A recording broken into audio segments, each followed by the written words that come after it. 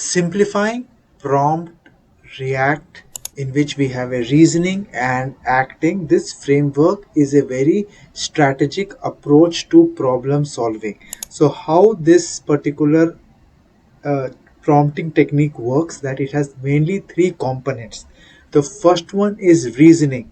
So your prompt and the AI that is behind it, the LLMs, have the reasoning ability where they are able to think about what are the steps or additional information you may require to complete this specific task that is there.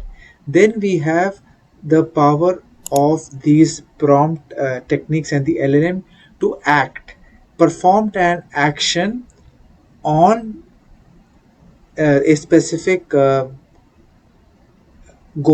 perform an action to help you get to your specific goal. So after the reasoning, the acting is there, and then the third thing that goes in this framework is observing whatever results of the actions you have performed, and start back at number one when necessary, or just complete it. So these is the power of reasoning plus acting that helps the agents understand how to process the information in a much better way.